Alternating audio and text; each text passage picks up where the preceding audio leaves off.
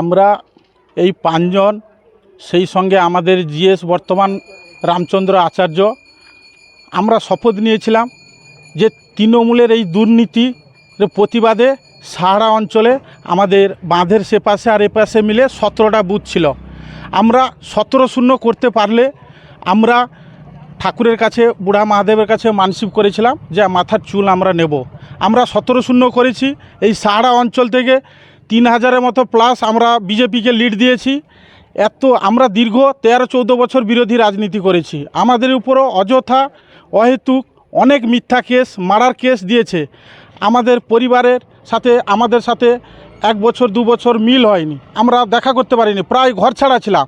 তার মেন কারণ আমাদেরকে যেভাবে কেস দিয়ে হারাস্তা করেছে, 1 নম্বর হচ্ছে প্রভুব্রত দাস, কার্তিক দাস, গৌতম মাইতি, স্বপন সিংহ, রামচন্দ্র বারিক। এদের জন্য আমরা যে আজকে বাবা কেশবেশ্বর আশীর্বাদে এইখানে যে দাঁড়িয়ে আছি, আমরা বাবাকে মানত করেছিলাম যে এই নির্বাচন বাবা আমাদের লাস্ট নির্বাচন, হয় তারা থাকবে নয় আমরা থাকব। সত্যিকারে আমরা যদি না জিততে পারতাম, হয়তো এতদিনে আপনারা এসে আমাদের গলায় ফুলের মালা চড়াতেন। এরা এতটা জঘন্য মানের রাজনীতি করেছে, আমরা সেই রাজনীতি করতে চাইনি। সেই জন্য আমরা বাবার কাছে যে প্রার্থনা করেছিলাম, আমি মানতটা আজকে পূরণ করলাম। অশেষ ধন্যবাদ। জয় শ্রীরাম, ভারত মাতা কি জয়। বিজেপি জিন্দাবাদ, রামচন্দ্র আচার্য জিন্দাবাদ, নবকুমার কর জিন্দাবাদ। আপনার নাম?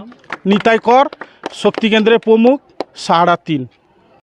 দাদা, কি কারণে আজকে মাথার চুল করলেন? এবং আজকে আমরা যখন ভারতীয় জনতা পার্টি করি, এখানকার তৃণমূলের যে সন্ত্রাস বাহিনী প্রথমে আমাদের লুকিয়ে এখানে মিটিং করতে হয়েছিল।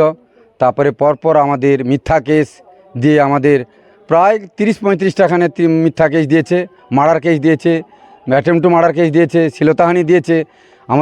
আমরা সাহারা অঞ্চল থেকে আমরা শপথ নিয়েছিলাম যেদিনকে পশ্চিমবাংলা থেকে তৃণমূলকে হটাতে পারবো এবং এখানকার যে বিধায়ক তরুণ মাইতিকে হারাতে পারবো, এবং প্রভুপদ দাস, কার্তিক দাস, গৌতম মাইতি, স্বপন সিংহ এরা আমাদের উপর যে অত্যাচার করেছিল তার শপথ নিয়েছিলাম।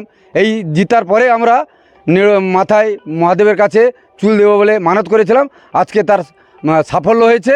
আমরা আজকে সেই মানতটা পূরণ করলাম। আমি এগরা 2 নম্বর মণ্ডলের ভাইস প্রেসিডেন্ট নবকুমার কর।